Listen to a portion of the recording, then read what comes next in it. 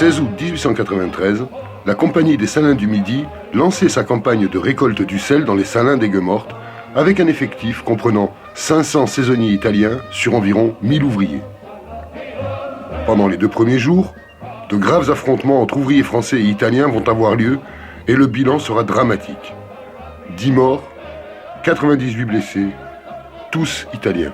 L'Institut d'histoire sociale CGT de Vaucluse a tenu à présenter cette exposition réalisée par nos camarades de l'IHS CGT du Gard, parce que même si ces événements se sont produits à Aigues-Mortes, même s'ils ont été beaucoup plus dramatiques que ceux que nous avons pu connaître en Vaucluse, nous sommes quand même sur un terreau fertile ici en Vaucluse, et notamment dans le coin, sur à la fois d'un côté la forte immigration d'origine italienne, et de l'autre côté aussi un relan de sentiments, xénophobes qui nous inquiètent. C'est donc pour ça que nous nous sommes légitimement inscrits dans la démarche qui est celle de l'Union départementale CGT, de tout faire pour accroître la vigilance et pour lutter contre ces idées xénophobes et d'exclusion qui, malheureusement, dans une période électorale actuelle, sont portées par des partis de la droite extrême.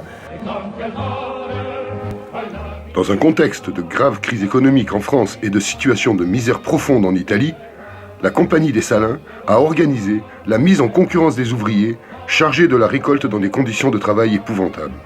Travail à la tâche, du lever du soleil à la tombée de la nuit, couchage par terre dans des conditions de forte chaleur, des lieux insalubres, envahis de moustiques où les fièvres et le paludisme sévissent.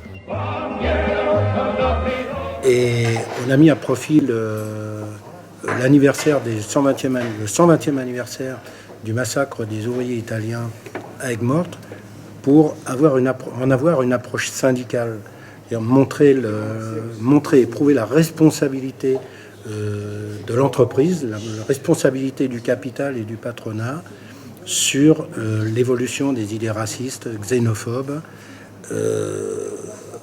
parmi les salariés.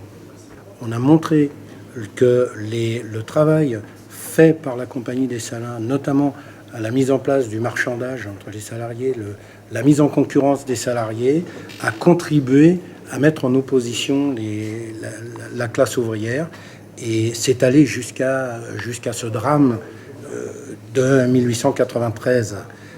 En gros, on est parti de cela pour montrer que aujourd'hui, il suffirait de changer les dates pour retrouver les mêmes problèmes, les mêmes difficultés. Alors, on a fait tout un travail, et notamment également sur l'immigration, qui montre bien que le coût de l'immigration, il y a un mensonge qui est véhiculé, et on s'appuie sur une étude qui a été faite à l'université de Lille qui montre que l'immigration rapporte de l'argent et n'en coûte pas.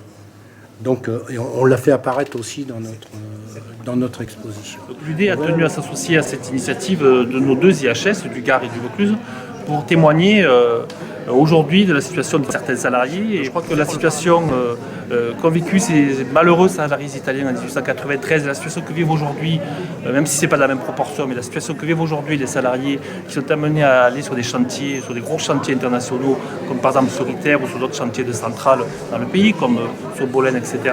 C'est la même situation, et c'est surtout pour le capital une façon de faire encore plus de profit en opposant les salariés, notamment là sur des questions de conditions de travail, de salaire, de garantie.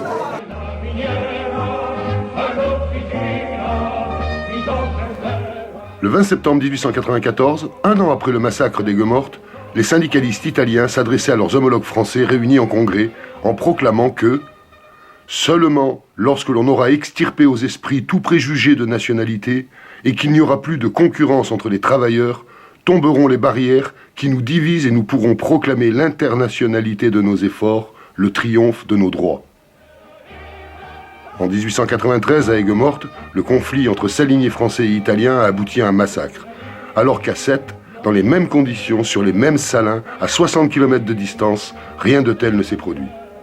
Dans un cas, il n'existait aucune présence syndicale.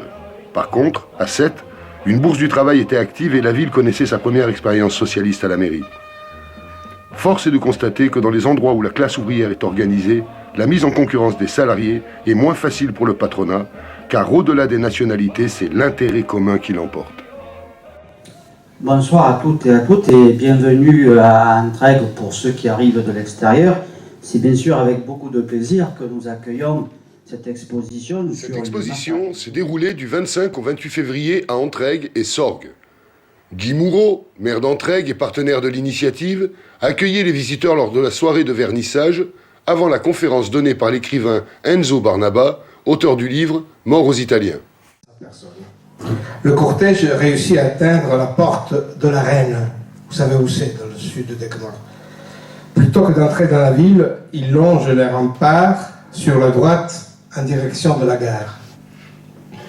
Après avoir tourné à l'angle, il se trouve coincé dans les 3 passages formés à gauche par les murs nord de la ville et à droite par les murs d'enceinte de quelques jardins.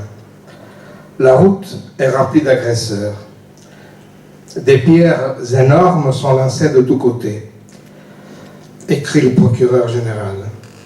À chaque pas, on est forcé de laisser sur le sol des victimes sans défense que des forcenés viendront avec une sauvagerie sans nom achever à coups de matraque.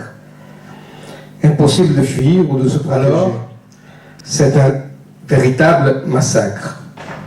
Comme des bêtes qu'on mène à l'abattoir, les Italiens se couchent sur la route, épuisés, attendant la mort, lapidés, assommés, laissant à chaque pas un des leurs. Quelques individus, dont l'identité n'a pu être établie, tirent des coups de feu. 2 autres Italiens s'affalent sur le sol. C'est un des moments les plus terribles de cette apparition.